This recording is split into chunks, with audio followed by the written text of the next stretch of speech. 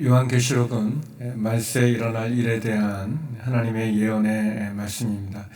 예언의 말씀이 우리에게 주어진다는 것은 우리에게 기회가 있다는 것을 말하고, 또 하나님의 말씀을 사모하는 사람들은 하나님의 말씀을 통해서 시대를 분별하고, 또 내가 그 상황 가운데 어떻게 행동하고 어떻게 살아갈지에 대한 귀한 교훈을 얻게 됩니다. 요한계시록은 사도 요한에게 주신 하나님의 예언의 말씀입니다. 사도 요한은 하나님이 주시는 그 말씀들을 듣고 또 기록하여 우리에게 전해주고 있습니다. 우리가 쭉 살펴본 것처럼 7개의 편지를 통해서 아시아에 있는 7 교회들에게 주신 하나님의 경고의 말씀을 듣게 되었고, 그리고 또 7인을 뛸 때마다 또 하나님의 심판이 있고, 또 7 나팔이 불려질 때마다 하나님의 그 마지막 심판의 때 일어나게 된 일들을 보여주고 있습니다.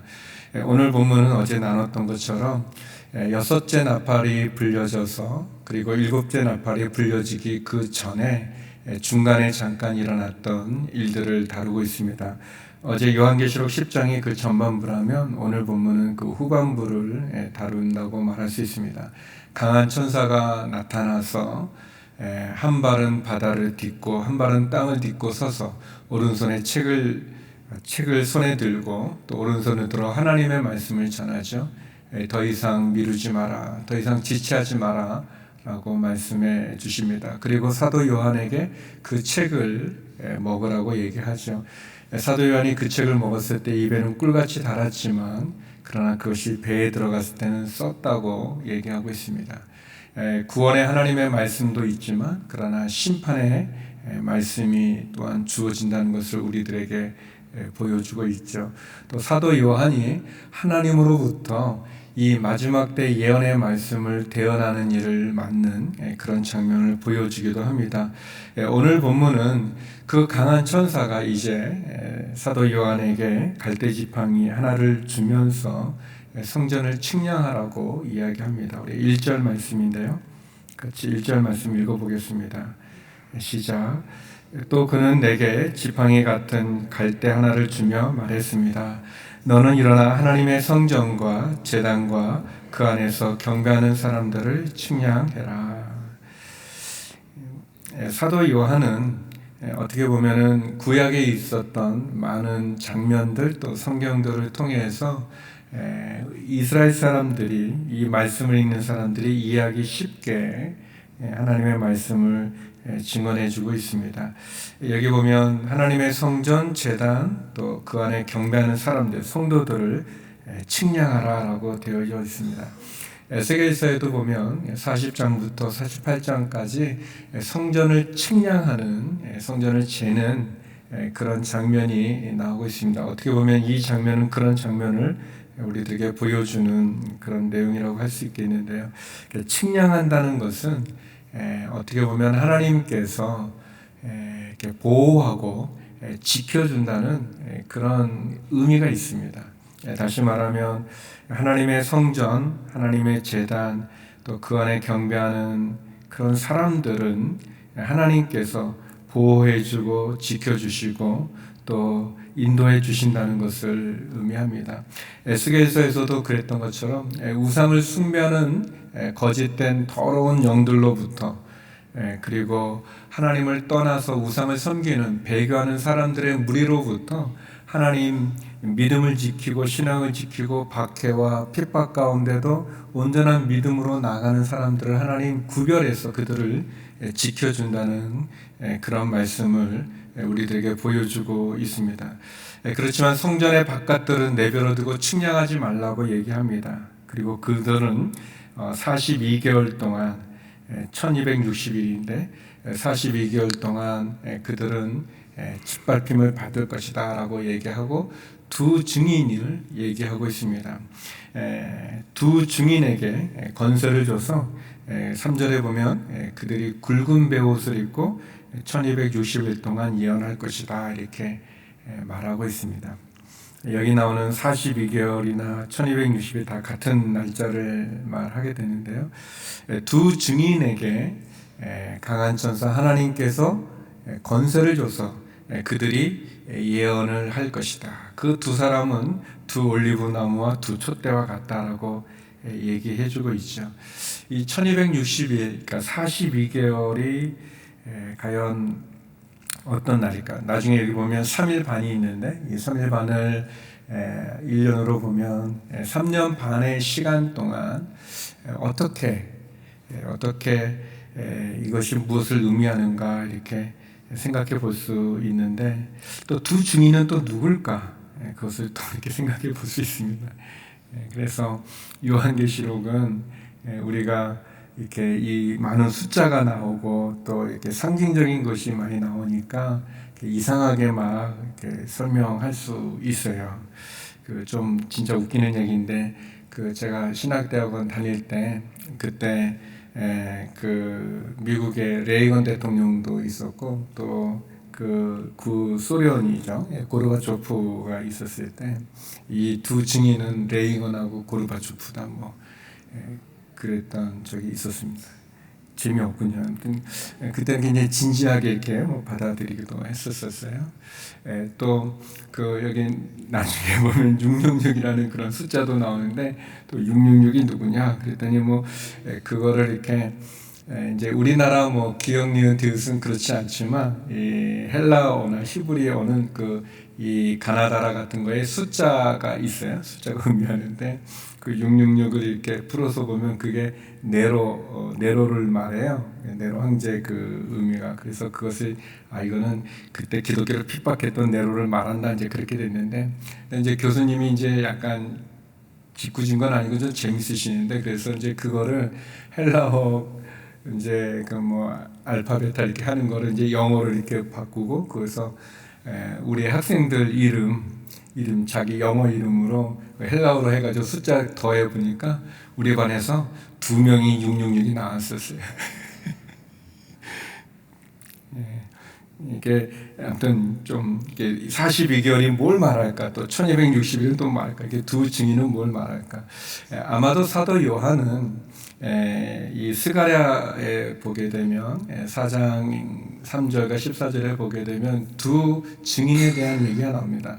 스가랴 선지자가 보는 그것은 왕과 제사장 당시에 하나님의 말씀으로 바벨론에서 돌아와서 성전을 건축했었던 수룹바벨이라고 하는 총독과 또 대제사장 여호수아 두 사람을 의미하는 것처럼 어떻게 보면 두 증인이라고 하는 것은 하나님이 세운 사람들이겠죠. 하나님의 뜻이 있어서 세운 사람들, 특별히 교회 공동체를 의미한다고도 말할 수 있습니다. 또 이 1260일 42개월은 결국 하나님께서 허용되어진 복음을 전하고 말씀을 전하고 하나님의 뜻을 전하는 두 증인이 증거할 수 있는 시간이지만 그러나 그 시간 핍박과 어려움이 많은 여기 보면 굵은 베옷을 입었다고 하지 않습니까? 베옷이라고 하는 것은 굉장한 슬픔과 애통함과 통곡을 의미하는 죽음을 의미하는 그런 옷인데 이 두 증인이 그 하나님의 말씀을 증거합니다. 근데 그 시기 동안에 또 7절 이후에 보게 되면 무정행에서 올라오는 짐승이 그들을 공격해서 이 두 증인을 죽인다고 얘기합니다. 그리고 3일 반 동안 장사 지내지 못하고 그대로 거리에 두게 되고 사람들이 그것을 지켜본다고 얘기하죠. 어떻게 보면 이 두 증인 교회라고 표현될 수 있는 교회 공동체가 하나님의 말씀을 증거할 때 어려움이 오고 핍박이 오고 결국은 순교를 당하는 것 같은 어려운 시간이 있다는 것을 또 우리들에게 말해주고 있습니다. 그래서 가장 무난한 해석은 이 42개월 1260일은 결국 주님이 우리에게 오셔서 부활하신 이후에 주님이 다시 오시게 될 우리가 살아가는 이 시간을 말한다고 볼 수 있습니다. 우리가 믿음 가운데 살아가게 되어질 때 하나님 갈대로 성전과 제단과 그 안에 경배하는 사람들을 측량하여 보호해 주시는 것처럼 그렇게 우리를 보호해 주실 것입니다. 그럼에도 불구하고 교회는 핍박을 받게 될 것이고 환난 가운데 거하게 될 것이고 어려운 가운데 거하게 될 것입니다. 그리고 순교하는 사람도 생길 것이고 박해 가운데 좌절과 절망을 겪게도 되죠. 그러나 오늘 말씀은 하나님께서 다시 살리신다고 얘기합니다. 우리 11절 말씀 같이 한번 읽어보겠습니다. 11절입니다. 두 증인이 죽임당한 3일 반 후에 하나님이 하실 일입니다. 같이 읽겠습니다. 시작. 그러나 3일 반 후에 생명의 영이 하나님께로부터 그들 속으로 들어가니 그들은 제 발로 일어섰습니다. 이에 그들을 지켜보던 사람들에게 큰 두려움이 엄습했습니다. 기름 부음 받은 이 두 증인, 어떻게 보면 교회로 표현되어지는 이 교회가 핍박과 어려움과 환난 가운데 무너져 있지만, 그러나 하나님 생명의 영을 불어넣어서 그들이 다시 살아날 거라고 얘기합니다. 그리고 다시 살아난 그들을 하늘나라로 올라오라 라고 말씀하시면서 천국 가운데 구름 타고 올라간다고 얘기하고, 세상 사람들은, 밖에 있던 사람들, 그 사람들은 그 광경을 보며 엄청난 두려움을 빠진다라고 말하며 하나님께 영광을 돌린다고 이야기하고 있습니다. 두 가지 정도를 나누고 싶습니다. 교회는, 또 믿음을 가진 성도들은 이 세상 가운데서 핍박과 박해와 환난을 받을 수 있습니다. 특별히 우리가 믿음대로 살고자 한다면, 더더욱 믿음을 지키고자 한다면 더더욱 어려운 시련과 또 오해와 또 공격을 받을 수 있습니다. 그러나 하나님께서 성전을 측량해 주시고 그 안에 경배하는 자들을 측량하신 것처럼 하나님은 우리를 보호해 주실 것입니다. 하나님 우리를 지켜주실 것입니다. 성도는 여기 나오는 두 증인과 같이 증인의 삶을 살아야 될 것입니다. 마치 사도행전에서 보여주는 제자들이 예수 그리스도의 복음을 증거하고 그 복음 증거로 인해서 받는 박해와 핍박을 즐거워하며 돌아갔던 것처럼, 우리는 주님이 오시는 그 날까지, 재림의 그 시간까지 우리는 복음 증거하는 일을 멈춰서는 안 될 것이고 또 복음을 증거해야 될 것입니다. 그러나 핍박이 있고 박해가 있고 환난이 있습니다. 그래서 우리가 좌절하고 절망하고, 그래서 말세에 박해받는 교회의 모습을 우리들에게 보여주지만, 그러나 하나님께서 때가 되어질 때 생명의 영혼을 부어주셔서 다시 일어서게 할 것입니다. 교회는 무너지지 않고 다시 일어설 것입니다. 비록 많은 선교지에서 고난을 당하는 선교사님들의 일, 또 비자발적으로 철수할 수밖에 없는 그런 어려운 상황들이 우리 가운데 있습니다. 어떻게 보면 우리는 마음껏 예배할 수 있는 것 같지만, 그러나 믿음대로 살고자 할 때 우리에게도 핍박이 있고 박해가 있는 것을 알게 됩니다. 우리 성도님들 가운데는 믿지 않는 가정 가운데 있어서 고난을 당하고 어려운 시련 가운데 믿음을 지키는 분들도 계십니다. 또 믿음으로 살아가는 삶, 믿음으로 사업을 하고 또 직장 가운데서나 우리의 모임 가운데서 믿음 때문에 받는 박해와 환난이 우리 가운데 있습니다. 그러나 하나님께서 궁극적인 승리를 우리들에게 허락해 주십니다. 그 영광을 우리가 바라보면서 믿음으로 나갈 수 있기를 원합니다. 최후 승리가 우리 가운데 있음을, 영원한 안식이 우리 가운데 있음을, 하나님이 우리를 보호하시고 지켜주시고 그리고 우리에게 승리를 주시는 것, 그것을 믿음으로 바라보면서 오늘 하루도 우리가 다시 한번 굳건한 믿음 가운데 승리하는 삶을 살 수 있기를 주의 이름으로 축원합니다. 어려운 박해와 시련의 시간이 지나가고 하나님이 그 영광 가운데 우리를 부르실 그 날까지 온전한 믿음의 경주를 다름질하는 저와 여러분 우리 모두가 되기를 바랍니다. 우리 시간 함께 기도하며 나가기 원합니다. 우리 함께 기도할 때, 하나님, 두 증인이 핍박과 환난을 받지만 생명의 영으로 그들을 살리시고 천국으로 그들을 인도해 주신 것 같이, 하나님, 믿음의 선한 다름질을 온전히 다름질하게 하여 주시옵소서. 하나님이 우리를 보호하여 주시고 하나님이 우리에게 승리를 주심을 바라보면서 증인의 삶을 살아가는 저희가 되고 교회가 되고 또 믿음의 증거가 되게 하여 주시옵소서. 또 어려운 가운데 있는 이 나라와 민족을 위해서도 함께 기도하며 나가기 원합니다. 하나님 이 나라를 지켜주시고 다시 한번 보호하여 주시고 하나님의 창조 질서가 지켜지며 자유민주주의의 가치가 지켜지게 하여 주시옵소서. 헛된 이념들, 이데올로기는 떠나가게 하여 주시옵시고 하나님을 거역하는 악한 습관들, 우상 숭배들, 탐욕들, 거짓, 살인, 음란함, 간음의 제약들은 떠나가게 하여 주시옵시고 주님, 정치적으로, 경제적으로, 외교적으로, 군사적으로 위기 가운데 있는 이 나라 가운데 주의 은혜를 베풀어 주옵소서.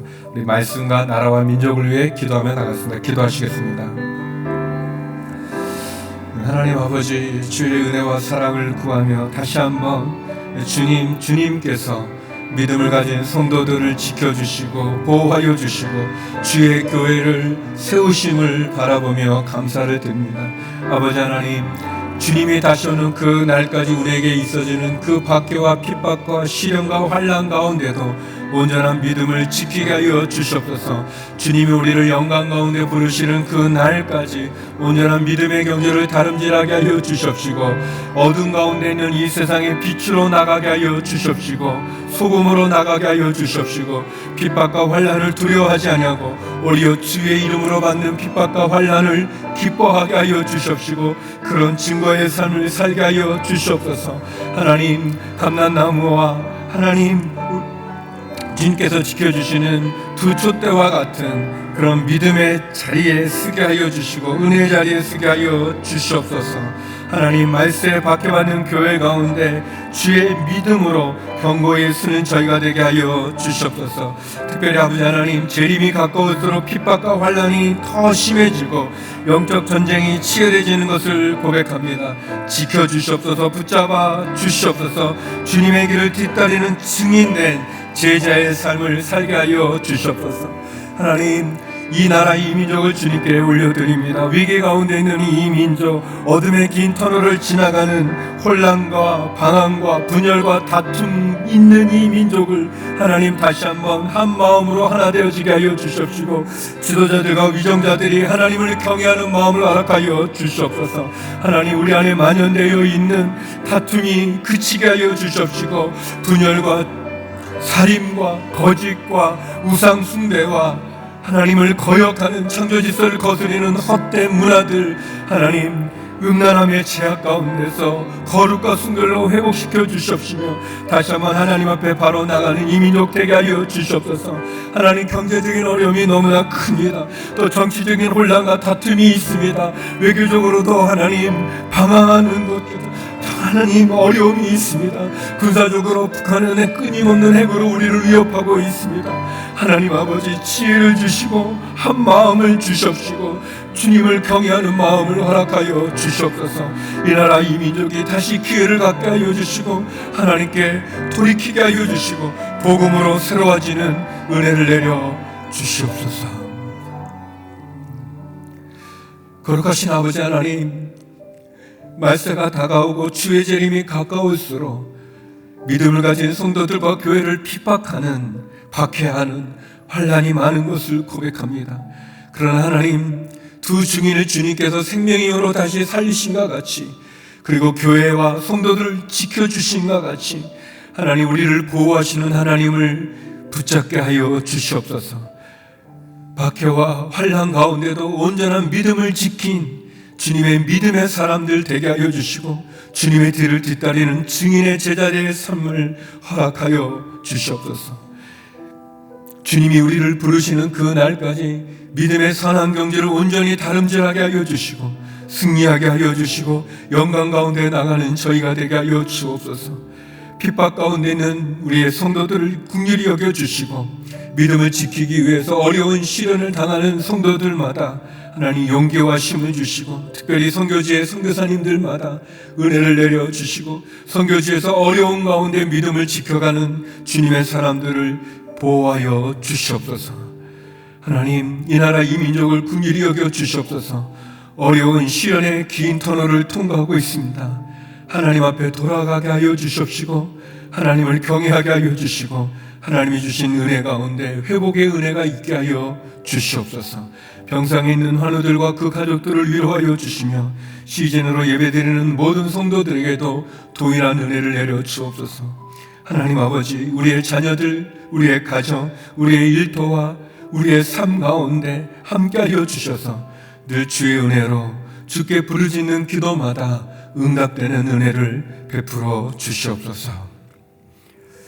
이제는 우리 주 예수 그리스도의 은혜와 아버지 하나님의 그 크신 사랑과 성령의 교통하심이 핍박과 환난 가운데도 믿음으로 승리하며 증인의 삶을 살기 원하는 멀리인 주의 성도님들 가운데, 선교사님들 가운데, 이 나라 이 민족 가운데 이제로부터 영원히 함께 없길 간절히 축원하옵나이다. 아멘.